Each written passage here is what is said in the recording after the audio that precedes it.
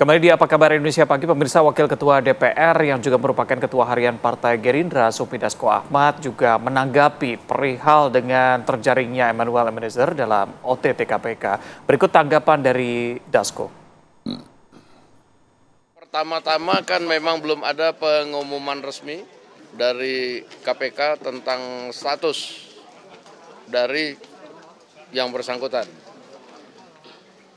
Namun perlu ditegaskan di sini bahwa berkali-kali Presiden Prabowo menekankan bahwa Presiden tidak pandang bulu terhadap penegakan kasus-kasus korupsi. Sehingga yang pasti Presiden tidak akan melindungi bila ada memang terbukti pembantu-pembantunya melakukan hal-hal perbuatan yang tidak terpuji, demikian. Pemirsa, Menteri Sekretaris Negara Prasetyo Hadi menyampaikan jika pemerintah prihatin atas penangkapan Wakil Menteri Tenaga Kerja oleh KPK. Namun selama ini Presiden kerap mengingatkan para pembantunya untuk senantiasa menjalankan tugas dan juga pengabdiannya dengan amanah. Presiden menegaskan tetap menghormati hukum dan juga proses hukum yang sementara ini terus berjalan di KPK. Dan jika ditetapkan bersalah, Presiden segera akan melakukan pergantian Wakil Menteri. Kabar mengenai adanya kegiatan operasi tangkap tangan oleh Komisi Pemberantasan Korupsi. Tentu kami mewakili pemerintah tentu menyampaikan keprihatinan bahwa salah satu anggota kabinet Merah Putih diinformasikan menjadi salah satu yang terkena proses operasi tersebut. Nah, tentu sebagaimana yang berkali-kali diingatkan oleh Bapak Presiden kepada kita semua bahwa kita perlu untuk terus berhati-hati. Semangat kita adalah semangat untuk tidak menyalahgunakan amanah yang diberikan kepada kita semua, dan oleh karena itulah kami menyatakan keprihatinan yang mendalam. Akan tetapi Bapak Presiden sudah mendapatkan laporan dan beliau menyampaikan bahwa itu ranah hukum. Beliau menghormati proses di KPK dan dipersilahkan untuk proses hukum itu dijalankan sebagaimana mestinya. Dan apabila nanti terbukti, maka akan secepatnya dilakukan pergantian. Kita lanjutkan kembali dialognya. Saya mau ke Mas Yudi. Mas Yudi, kalau misalnya tadi kita bahas mengenai kasus ini yang mirip dengan kasus TKA yang terjadi baru bulan lalu begitu ya, mirip-mirip banget. Sebenarnya kenapa nggak bisa diselesaikan secara langsung aja kemarin begitu? Ya tentu kan kita lihat kan ini satkernya beda-beda ya.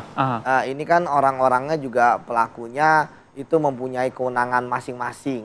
Tetapi disinilah kita semakin yakin bahwa koruptor itu tidak pernah kapok dan tidak pernah jerah. Baru lihat juga kasus kemarin ya, bulan Juli. Harusnya nih tobat gitu ya. Betul. Oke lah, nggak sampai tobat. Tiarap. Tiarap ya. Iya kan, nanti dulu lah. Istilahnya KPK sudah tidak sampai nunggu berapa bulan ya. Tapi ini tidak. Jadi apakah orang-orang ini kemudian merasa menganggap remeh KPK, memejamkan sebelah mata, atau jangan-jangan nggak nganggap sama sekali? Karena begitu banyaknya duit yang bisa mereka dapatkan dari sertifikasi K3 ini. Ya, saya melihat tadi yang dijelaskan oleh Pak Trubus. Ya, sistem ini kan akhirnya terlalu rumit, birokrasi. Akhirnya lebih baik bayar. Apalagi kalau ada pemerasan. Ya, kalau tadi saya lihat kan salah satu tadi tentang OTT itu pasalnya biasanya pemerasan juga ada. Artinya jangan-jangan ya dibuat sedemikian rumit membuat ya para perusahaan ini lebih baik bayar. Ya kan, daripada dia ngurus, ya terlalu lama, syarat-syaratnya lebih mahal, betul. Terlebih jumlahnya tidak transparan tadi, Pak. Jumlahnya tidak transparan. Kemudian juga yang menarik, kan jumlah ternyata perusahaan jasa sampai 1000. Ini kan rawan. Kenapa nggak diciptakan langsung saja? Ya kan, door to door. Tanpa harus ada pihak ketiga gitu. Ketua pihak ketiga, karena pihak ketiga ini rawan. Dari pengalaman saya, ya termasuk yang TKA itu kan bisa jadi pihak ketiga ini adalah perpanjangan tangan dari Kemenaker Trans. Oh, oke. Ya kan, dari pihak-pihak yang terlibat dalam kasus ini. Ya mereka lah kemudian mengumpulkan uang-uang itu. Ditaruh di rekening penampungan misalnya, yang kemudian akhirnya dibagi-bagi. Nah, saya pikir jumlah uangnya ini pasti sangat banyak. Nah, itu juga mengutip pernyataan dari Wakil Ketua KPK, ini sudah berlangsung lama. Tadi di spill 2019, dari 2019, dan cukup besar. Bagaimana KPK memastikan ini follow the money benar sampai ke akar-akarnya? Oke, kan kalau kita pakai teknik makan bubur ya, dari pinggir dulu. Oh, kirain bubur dicampur atau enggak dia? Langsung di tengah. Aku tim diaduk. Aku tim tidak diaduk. Lanjut Mas Yudi. Ya, jadi di pinggir dulu baru ke tengah. KPK kan sudah berhasil menemukan hilirnya. Ada yang namanya mobil-mobil mewah. Kemudian kan mobil-mobil mewah dan motor itu kan pasti dulu bentuknya uang. Ya, nanti bisa ditelusuri oleh KPK. Kemudian uang yang saat ini diterima, kan artinya ada uang tunai, itu kan bisa ditelusuri dari siapa, perusahaan yang mana.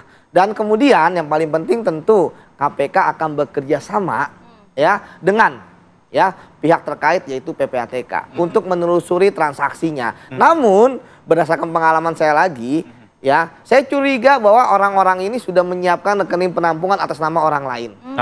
Disitulah makanya gerak cepat KPK ya untuk kemudian ya melakukan penggeledahan, melakukan penyitaan agar ya barang bukti tidak dihilangkan. Kemarin kan ramai tuh yang kasus haji kan, juga ada barang bukti yang dihilangkan gitu ya. Nah, itu juga sangat penting nih KPK. Makanya saya bilang 1 kali 24 jam ini KPK bukan hanya memeriksa orang-orang, tetapi juga mencari mencari barang bukti dan karena belum bisa geledah ya Mbak, menyegel dulu. Nah di situ saya yakin bahwa nanti akan ditemukan catatan-catatan karena kejahatan itu pasti akan meninggalkan jejak. Saya ketika melakukan penggeledahan ya pernah menemukan bagaimana ada rekening-rekening atas nama orang. Sekarang kan rekening-rekening bisa dibeli, ya kan? Atas nama siapa itu telusuri. Kalau PPATK kan awalnya kan hanya berdasarkan nama kita, nik kita.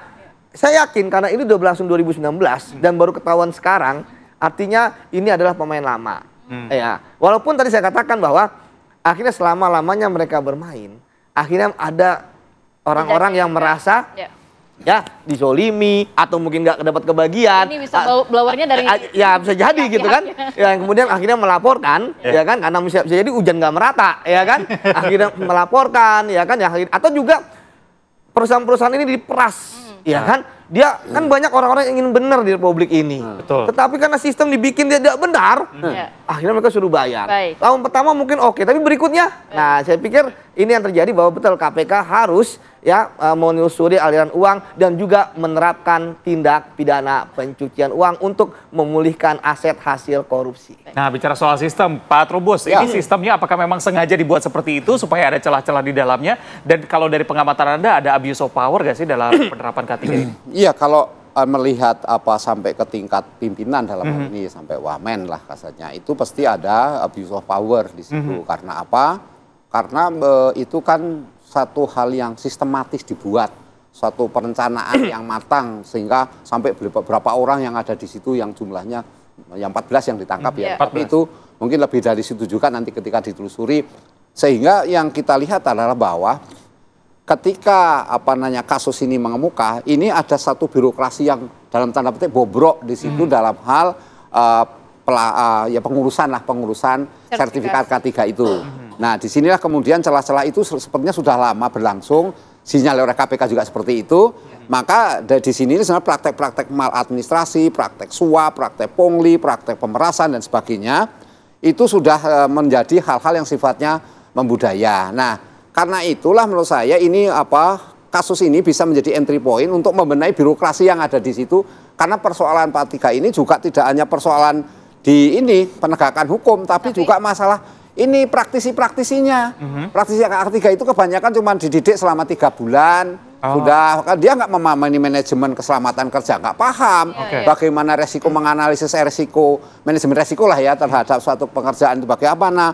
Padahal itu menyangkut keselamatan kerja, perlindungan sesuai undang-undang 2003 tentang ketenaga kerjaan. Itu memang hak para pekerja untuk dapat perlindungan, keselamatan, dan kesehatan. Pak Trubus, biasanya kalau untuk mengurus sertifikat K3 ini bagaimana? Tadi kan dikatakan juga ada pihak ketiga yang seharusnya nggak perlu nih dalam pengurusan sertifikat ini. Ya ini kepengurusannya kan sebenarnya kalau bisa itu kan langsung ke Kemenaker, tapi kan Kemenaker itu kan menunjuk perusahaan-perusahaan, ada ribuan yang sudah dibuat semacam, belakangan Pak Menteri mengatakan ada fakta integritas. Tapi kan fakta ini kan menimbulkan suatu dugaan bahwa itu sesuatu yang sebenarnya sudah dibuat-buat gitu. Dibuat-buat sudah lama, ada gimmick juga, ada pencitraan untuk itu toh. Nah, sehingga yang terjadi perusahaan-perusahaan ini secara leluasa akan menerapkan tarif yang ujung-ujungnya setor ke rekening penampungan tadi. Karena jumlahnya banyak. Nah, sebenarnya Kemenaker itu fungsinya adalah pengawasan regulasinya itu. Apakah diterapkan atau tidak. Kalau BNSP kan kaitannya dengan pribadi si orang yang jadi calon ahli atau calon pekerja lah bidang HSE tadi, HLT itu. Sehingga yang terjadi kemudian Kemenaker karena kewenangannya begitu luas, celah-celah itu muncul semuanya. Apalagi kemudian sifatnya tertutup, akuntabilitasnya juga tidak pernah menjadi persoalan. Sementara perusahaan juga abai terhadap yang namanya keselamatan kerja. Dia mau ada kalau hanya sekedar memenuhi formalitas karena wajib. Di satu sisi juga karena permintaan buyer, kalau produk-produk itu ada buyer yang minta, kondisi perusahaan-perusahaan yang penting ekspor, punya gitu ya. Punya ada gitu. Jadi tidak pernah memperhatikan. Kemudian yang kedua, perusahaan pikirannya biar membayarnya mahal, pelatihan kan itu kan hanya berlaku 3 tahun. Nanti harus ada pelatihan terhadap orang untuk perpanjangan.